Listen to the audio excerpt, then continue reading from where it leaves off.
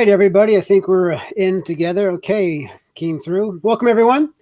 My name is Ken Quinn. I'm with I'm the regional director in the North with U.S. term limits, and I have a couple fine gentlemen joining me this afternoon. You might recognize them. Hey, guys. You are with Region North. I'm with Region South. I would be Ken Clark. That's me over here in the red shirt. And I'm on the western side, and this is Ron Hooper, and I'll be in the bottom right-hand corner there for a little bit anyway. All right. So we've also got Aaron. Don't we have Aaron Duquette joining us too? Well, he's going to be coming in just a minute. Why don't we kind of – wow. Okay, guys, let me give you a little piece of advice on our comments. Please don't post more than a quick sentence or two. We try to pull these up, and so when you post something like somebody just did, that just takes up way too much space. So please keep your comments very short and precise. But we like to share them. We like to share them, and if they're too long, you can't get them in there, right? Yeah, exactly. Yeah. If they're more than a few words, they don't get pulled up. So if you were trying to get attention about something, specifically term limits, make them short, and I'm going to throw them up on the screen. Hey, let us know what state you're in, and tell us what your thoughts are on term limits for Congress. And then with that, Ken, I'm going to turn this over to you. We're going to bring in Ron. I'm going to move you out, and we're going to bring in Mr. Aaron Duquette. And he's going to share. There we go. Tell us a little bit. Well, Ken, why don't you introduce Aaron and tell the folks what's been going on? Well, Aaron is he's one of our staff members. He is the state director for a couple of different states. He works on the ground pretty much anywhere he is called to duty. And a terrific man to have on your side, especially when you're working a Capitol, working legislatures, and trying to get people on our side. And so I don't really know what we should call you, Aaron, because you are way so much more than a state director. I mean, you're pretty much an everything to everybody kind of guy. So call me angry. Call you angry. Yeah, there you go. And well, let's you and I talk about the background and history and what went down in Louisiana. And so as a regional director, Louisiana is one of my states. We've been working that state for, I don't know how long, way over a year. And we did a lot of voter education. We had Les Chambly, Shanna Chambly, Aaron, you've done a lot. Jeff Tillman's done a lot. Our entire pledge team's done a lot. Getting involved there. We started back in their elections, which took place a year ago. And they do off-year elections. And we did a lot of voter education in a lot of different primaries and a lot of different general elections. And we were very successful in getting the public educated on those folks who support U.S. term limits. And the way they show their support is they sign a pledge promising to support an Article 5 resolution calling for a convention of states for the purpose of proposing an amendment to the Constitution requiring term limits on Congress. It's very straightforward. It's very short, sweet, and to the point, but it specifically talks about an Article 5 resolution. It specifically talks about an amendment to the Constitution. It specifically talks about term limits on Congress. But there's no gray area in our pledge. You can't read it and not know what it means. You can't. It's very straightforward. It's very simple. And it's done that way on purpose because we don't want people to be confused. We want them to know exactly what they're getting into. And so we had a lot of different people in both the House side and the Senate side sign that pledge promising their support for our resolution when it came up. So flash forward to this year. We had a sponsor in the House by the name of Mark Wright. Guy did a terrific job. He's a good guy. He's very solid in support of Article 5 and term limits. And so the session started. He filed the resolution. COVID happened. Everything was put on hold. When they reconvened, we only had 30 days left in the session. So it was very compact, very crazy, if you will. I spent 5 of the last 7 weeks in Louisiana. And we tried to get it punched through. Passed through the House very easily. 75-11 was the vote on the floor of the House. Then it went over to the Senate side, and we started running into some trouble. in the Senate side. And ultimately, we needed 20 votes to pass. And ultimately, we had two of our pledge signers, Senator Mizell and Senator Cloud, vote against us. And I was shocked, very shocked. It was led by a guy by the name of Senator Peacock, who decided all of a sudden that he didn't like Article 5. Now, this is a senator. Senator Peacock is a guy who co-sponsored the Convention of States resolution, which is also an Article 5 resolution that does include term limits. It's much broader. It's not just term limits on Congress, it's term limits on federal officials. So it's a much broader in scope resolution than ours. But he was a co-sponsor on that. Senator Peacock was.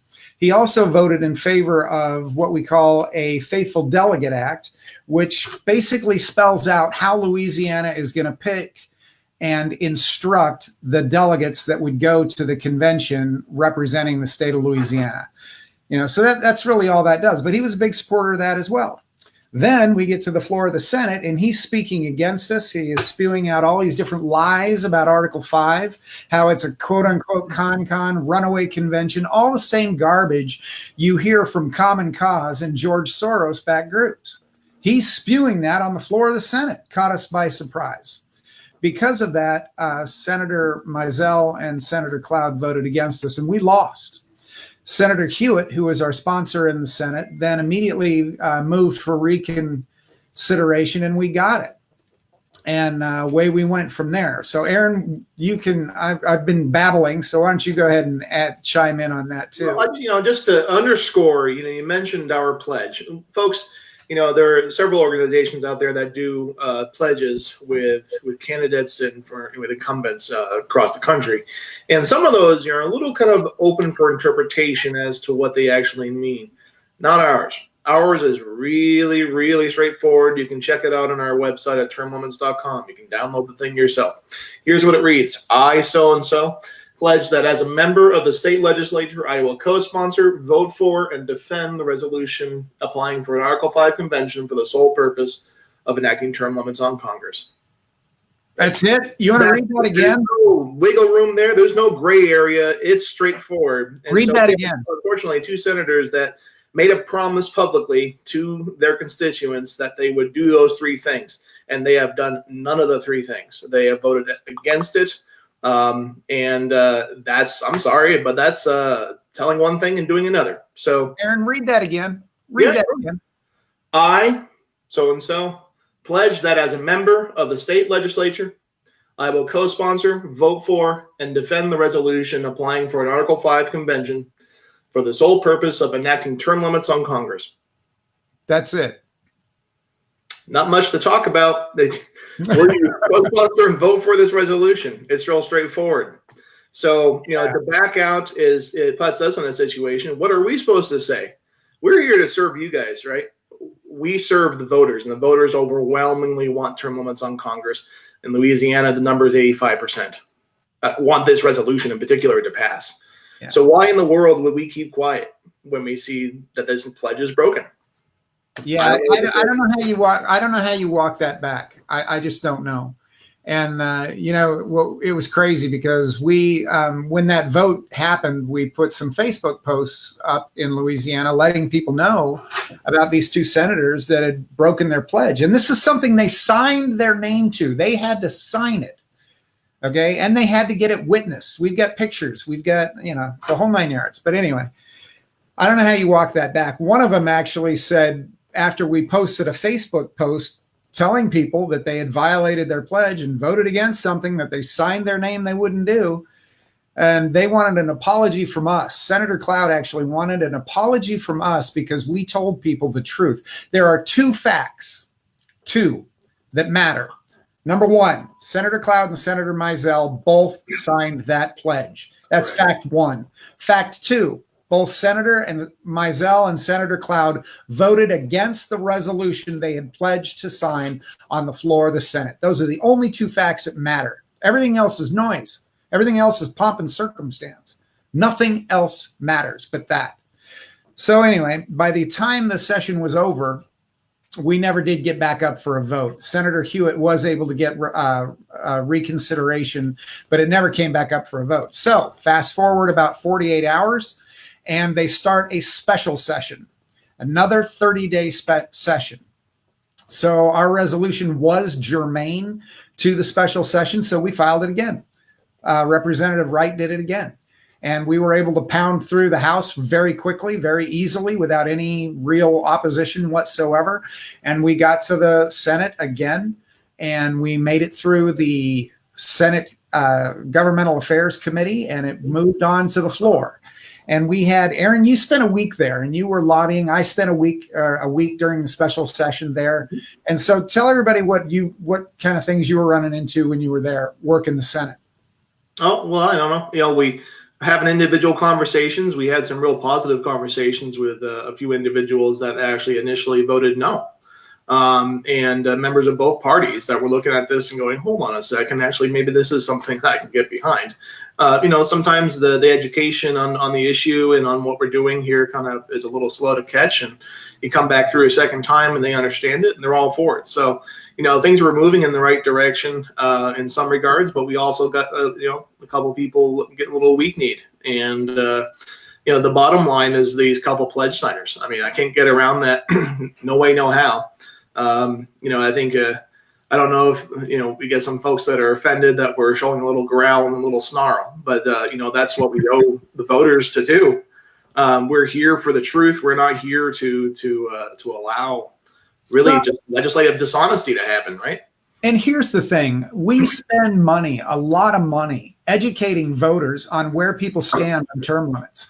Based on that pledge, we spend money letting people in those districts know. It's called voter education. A lot of organizations do it. That's what we do. But it costs money to do it. And so we spend that money educating the voters on where these candidates stand. Okay, I mean, that's what we do. And for them to sign a pledge and then vote against it, as an organization, we didn't have a choice. We had to let people know what was happening, because we told them that these people signed a pledge and supported our issue just to have them vote against it. As an organization, in order to maintain our own credibility, we have to tell people. So at the end of the day, we dropped some mailers earlier this week in Senator Cloud's and Senator Meisel's district. And the legislature in Louisiana, it made some of them angry, so they pulled us for a final vote. We will not get a final vote in the Senate. Representative Mark Wright was not real happy about this, and so he pulled the resolution from the Senate and stopped the vote from being had. And so we're done this year. We're going to have to go back next year. And so that's basically where we are in Louisiana. We did not pass, and we're going to have to start all over next year. Aaron, you have any last words you want to put on that?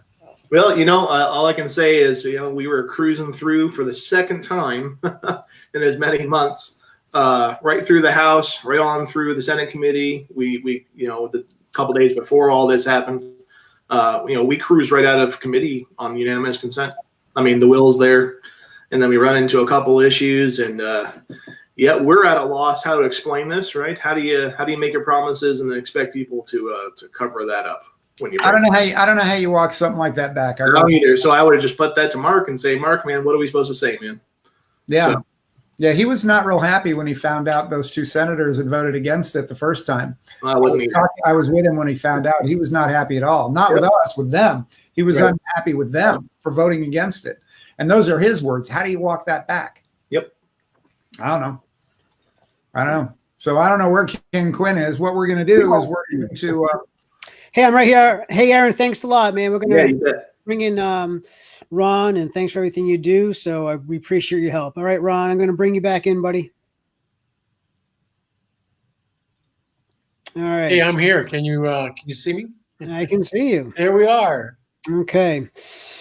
Yeah, very discouraging, huh, guys? But we're not going to give up, and the fight continues. And we're going to come back with a vengeance in Louisiana. Would you say, Ken? Oh, we are going to be coming back. This is so far from over. What these guys fail to realize is we're in this for the long haul. We've got to get to 34 states. All right. I mean, we have been battling, I don't know how long in Utah. I don't know how long in North and South Carolina. I mean, Texas, other states. And it is a big deal to amend the Constitution, and it should be a big deal.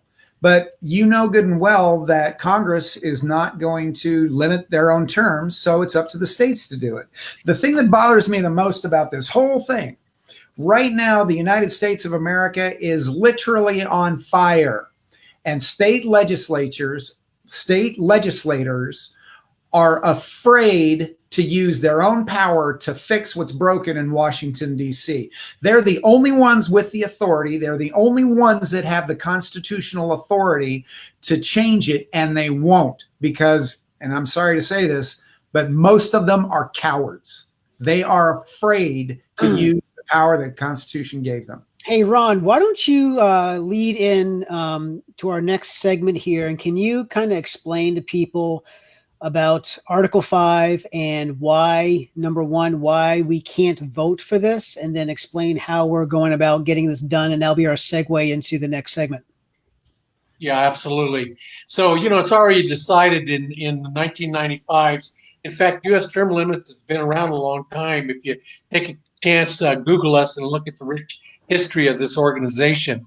And in the early 90s, they had gotten 23 states through their own ballot to limit their own Congress people to term limits. And that was challenged by an Arkansas group, an attorney, in a ruling by the Supreme Court called U.S. Term Limits versus Thompson. And they decided that it needed Thornton, excuse me. Thornton. And they decided at that time it needed to be just like the 22nd Amendment that limits the president to 2 terms, that it needed to be by amendment. And of course, there's only 2 ways to do that. Number 1, by 2/3 of both houses, or number 2, or by the states. And so that's why we're doing this by states, because we don't think Congress has it within themselves, as you're starting to see even at a state level, to limit themselves on terms. All right. Thank you very much. I appreciate that. Yeah, because it comes up every time we go live. People want to vote for this, and we can't. We just can't do it. So that's why we need as a teaser, I think as a teaser, I think you've got. What's that, Ron? As a teaser, I think you're going to touch on that ruling next time. You need to. Yeah, Ron's gonna have a little difficulty with his mic.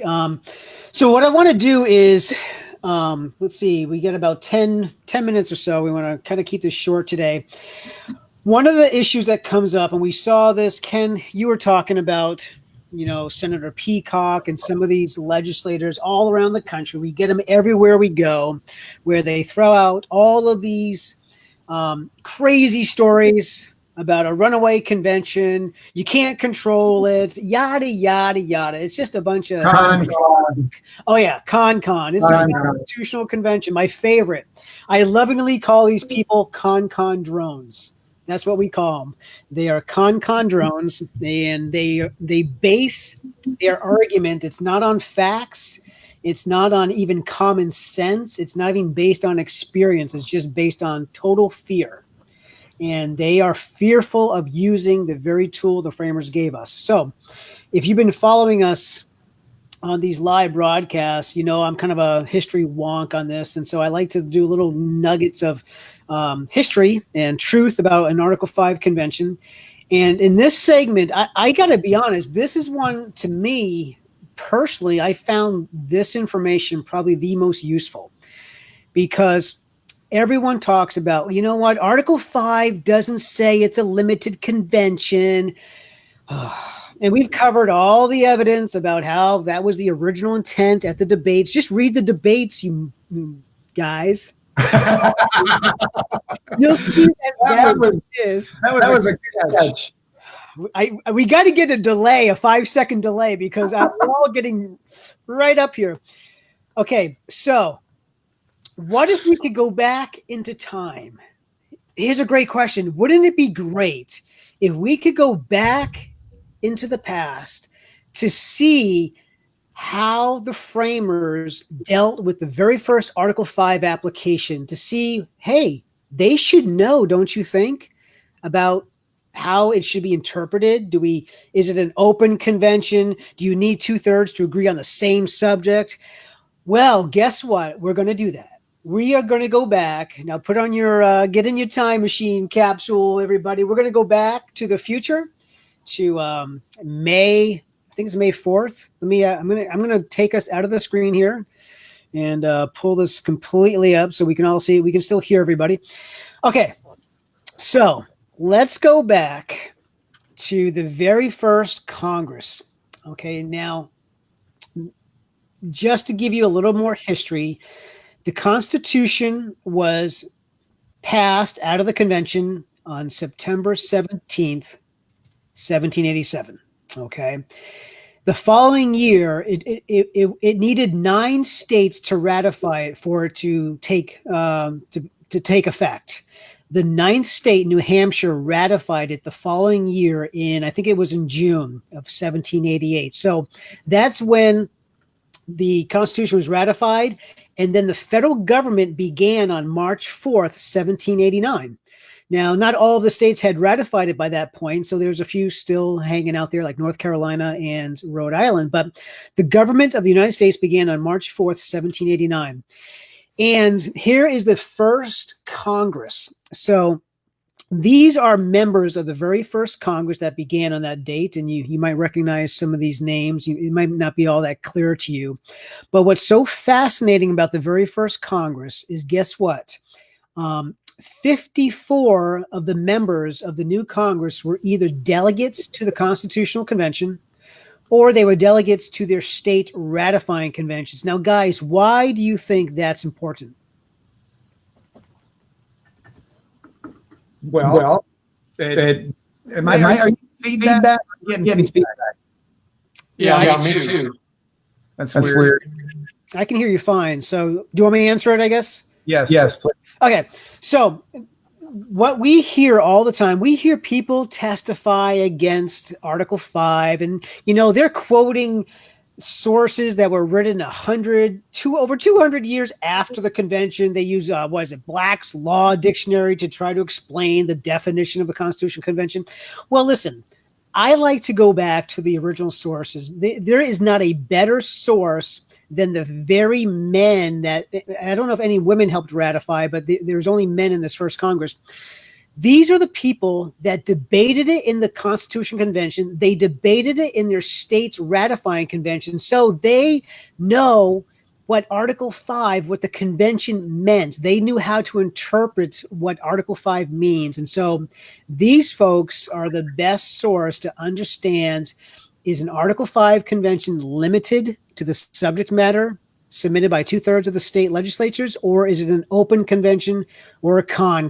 So that's what we're going to look at. So with that introduction, we are going to take a look at the very, very first Article 5 application that was submitted by the state of Virginia. Now, listen, I love Virginia back then, not today, but back then, because think about this. We hear this all the time. Well, you know what? We just need to vote for good people who are going to obey the Constitution. And we've been hearing that for decades, right? Well, listen, here you have the framers who gave us the Constitution. Many of them ran for office, and yet Virginia, they didn't wait around for them to do the right thing. They took the bull by the horns, and they submitted an application because they wanted the Bill of Rights. They weren't going to wait for Congress and for them to do the right thing. They took action. And so in 1788, they passed that application for a Bill of Rights. It got before the House committee on, November. Okay, so they passed it in Virginia, November 14th, 1788. It was before the House. This is May 9th now. So if we go back, it was May, I think that says May 9th, 1789. So here we are, about 4 months after the government began. So there's the application. The words following is the actual language in the application. If you ever heard the term Convention of the States, that's where, that's not where it originated, but that is a very common term used for these conventions. Now, you don't see that in Article 5, but in Article 5 is specifically a convention of the states to propose amendments, okay? It's not a convention of the Congress, a convention of the people. It's a convention of the states, okay? So that's where that term you'll see as well, which solidifies. You'll hear even these opponents saying, "Oh, it's not a convention of states because it's not in Article 5." Well, that's because they're ignorant of our history. Oh, okay, delay. Well, I like the way you do a side-by-side comparison. I'm sorry about the feedback. That's okay. No worries. And so let's take a look at this. Okay, so I just highlighted at the very top there. So this application by Virginia was to secure ourselves and our latest posterity the great and unalienable rights of mankind. And if you guys know your history, you know that the Anti-Federalists and why 3 of the framers did not sign the Constitution because it lacked a Bill of Rights, among one of the reasons. So that was a huge issue. The Federalists promised the country they would get the Bill of Rights proposed, and they were dragging their feet, and Virginia wasn't waiting around for it. So what I want us to take a look at is this. Here's the application before Congress. I'm going to read these highlighted sections, and I want you to put on your thinking caps and use a little common sense. I think it's going to be abundantly clear that every single member that discussed this understood that an Article 5 convention required 2/3 of the legislatures to submit applications on the same subject. Let me show you. Mr. Boudinot, according to the terms of the Constitution, the business cannot be taken up until a certain number of states have concurred in similar applications. Boom. First guy out of the block right there. Now, let's go down to Mr. James Madison. You think he might know? After all, he wrote Article 5. It was his language at the near the end of the convention that he drafted. It got a little bit revised on the last day, but it's his wording. So let's see what Madison said. He had no doubt, but the House was inclined to treat the present application with respect. But he doubted the propriety of committing it because it would seem to imply that the House had a right to deliberate upon the subject. This, he believed, was not the case until 2/3 of the state legislatures concurred in such application. And then it's out of the power of Congress to decline complying. The words of the Constitution being express and positive relative to the agency of Congress may have in case of applications of this nature. And then he quotes Article 5. He basically was saying, listen, Congress has no authority. Once we get 2/3, it is out of our hands. Because if you look down at the end of this, it says, from hence it must appear that Congress have no deliberative power on this occasion. The most respectful and constitutional mode of performing our duty will be to let it be entered on the minutes and remain upon the files of the House until similar applications come to hand from 2/3 of the states. All right, just a couple more here. Mr. Boudinot replies, now in this case, there is nothing left for us to do but to call one when 2/3 of the state legislatures apply for that purpose.